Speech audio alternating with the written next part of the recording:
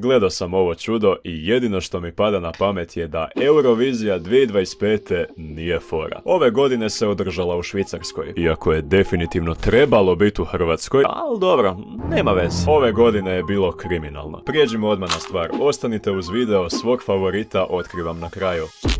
Krenut ću od svoje države, Hrvatska. Markec je došel s otrovnim kolačem. Iskreno ne znam koji moji da mislim o našoj pjesmi. Nit prdi, nit smrdi, nije za bacit, ali šta ja znam. Hoće me proganjat po noći. Dobro, jel pjesma nešto wow? Ne. Jel zaslužio ispast?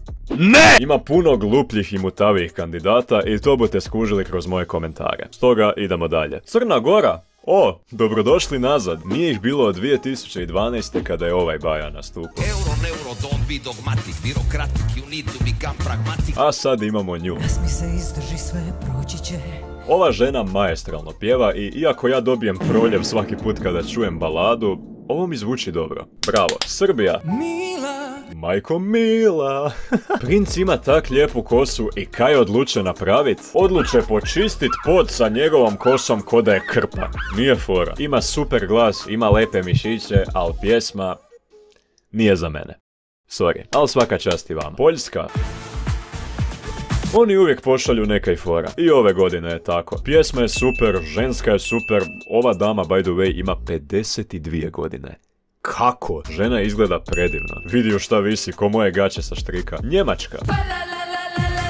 Daj začepi, molim te, dajne song! Es ist grosse Scheiße! Ovo je tako iritantna pjesma, mislim, sehr gut, sehr schöne Frau. Švedska. Likovi se zovu Kaj. Kaj si rekao, buraz? Braća su posvetila cijelu pjesmu sauni. Što mogu skužiti, a kod njih je gore u minusu više nego na mom bankovnom računu. Čak su i naložili drva. Ne plaćaju grijanje i plin. Respekt. Češka. Ovo je možda najgluplja pjesma na Euroviziji. Kiss Kiss Goodbye. Ko da je neki namrgođeni emo tinejdžer pisao ovo o ronuloj bivšoj koja mu je ukrala pernicu pa se posrala u nju. Ok, zanemarite, ovo je definitivno najretardiranija pjesma na cijeloj Euroviziji. Čovjek pjeva o espresso kavi. By the way, koja je razlika između tih espresso, macchiato, cappuccina, općenito o kavama, ne kužim ništa, tako da napišite u komentare. Zmiksuje talijanski, engleski, portugalski, španjolski... Sranje. Lik se uvija ko ribica na suhom. I neka obožavateljica je utrčala na pozornicu kometa. Kakva luđakinja na Euroviziji ovo izvesti. Island, kaj su oni u Europi, stari moji. Ubacili su neki Minecraft vulkan iza, respekt, 12 bodova od Tonija. Australija, ok, oni fakat nisu u Europi i dalje mi nije posve jasno od kud oni na Euroviziji. Zabrida oni pobjede i da Eurovizija bude na njihovom kontinentu 100 godina udaljenom od civilizacije. Po ne bi im niko došao kume, možda koji klokan ili tarantula od 40 kila žive vage, brati. No dobro, pjesma. Ma šta pjesma, čovjek se mrtvo hladno zatvorio u milkshake. Savršeno. Cipar, kaj je to isto u Europi, ok, prestaću s ovom forom. Pjesma se zove Neću šutit, jedi govna, imam pravo govora. Imam pravo da ti kažem što si dofuro bauštelce da montiraju skelu na pozornici, koji đavo stari. Italija. Lik di si nabavio klavir koji je dugačak ko autocesta do Splita. Ti koliko je ovo jebli čemeru kura. Finska. Ova ženska... Ova pjesma je zakon.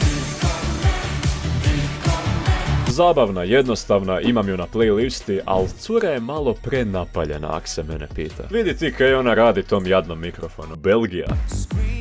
I jao znam ovog lika. Stefano! Odvratno, mrtvo, zaš je sve toliko crveno, pas mater, fuj! Slobodno dodaj neku... Zlaka mi upala usta.